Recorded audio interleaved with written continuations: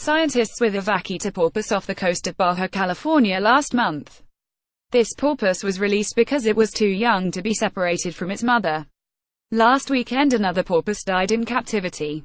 Agence France-Presse, Getty Images. On a windy afternoon last weekend, Cynthia Smith was on a boat in the Gulf of California, searching for one of the rarest marine mammals in the world. Never before had a vaquita porpoise been successfully captured and cared for by humans. But Dr. Smith, a veterinarian with a group known as Vaquita CPR, knew that the porpoises, whose black-rimmed eyes and dark noses have earned them the moniker Panda of the Sea, were likely to disappear without human intervention. Scientists estimate there are fewer than 30 vaquitas left in the wild. It was a last resort.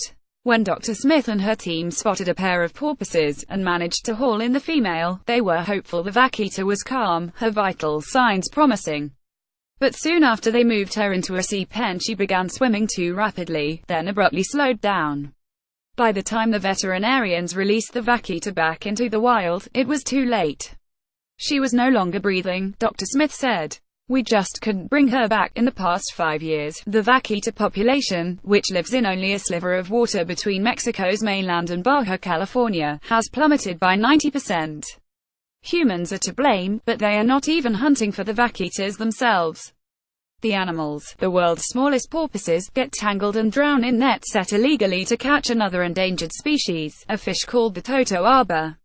The poacher's bounty is an organ from the totoaba called the swim bladder, which is considered a delicacy and status symbol in China and can sell for up to $50,000 on the black market. It has been dubbed aquatic cocaine. Mexico banned totoaba fishing in 1993, but it was only in 2015, when vaquita numbers dwindled to about 100, that the government also banned most gill nets, including those used for catching shrimp and other kinds of fish. The gill nets catch the totoaba, and also trap the vaquitas. Fishermen are still allowed to use a different type of net, intended for catching corvina fish, that is not supposed to pose a threat to the vaquitas. But because the corvina and totoaba fishing seasons overlap, fishermen can hide the totoaba nets beneath the corvina nets on their boats, said Lorenzo Rojas-Bracho, the director of Vaquita CPR. You can use a corvina as a cover-up, and that's what happened, he said. Most of the region's fishermen, who have been out of work since the ban, poach totoaba swim bladders, which fetch $3,000 to $10,000 per kilogram, said Andrea Crosta, the director of a group that investigates the totoaba trade. An equivalent catch of shrimp might earn a fisherman $200 at best. If you're out here on the water, you're not risking jail time to catch shrimp, said Dave Barder, a spokesman for Vaquita CPR. After the death of the captured vaquita, the scientists agreed to shut down the program.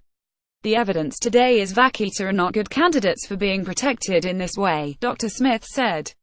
It's heartbreaking. The scientists had hoped to keep the animals in captivity temporarily, and possibly even breed them, until gill nets were eliminated from their habitat.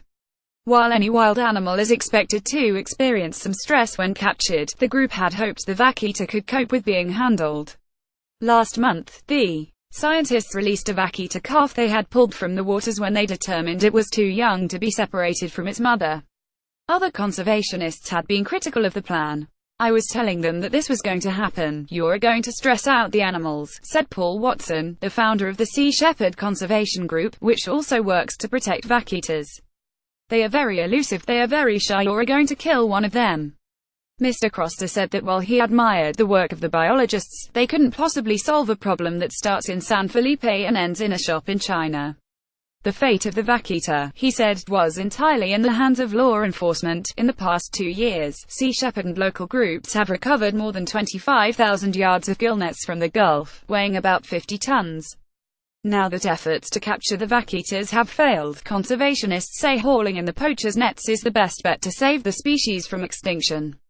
The Mexican government, conservationists say, also needs to crack down on illegal fishing, while providing sustainable alternatives for the community. Financial compensation from the government often never makes it into the hands of the fishermen, diverted by corruption, Mr. Crosta said.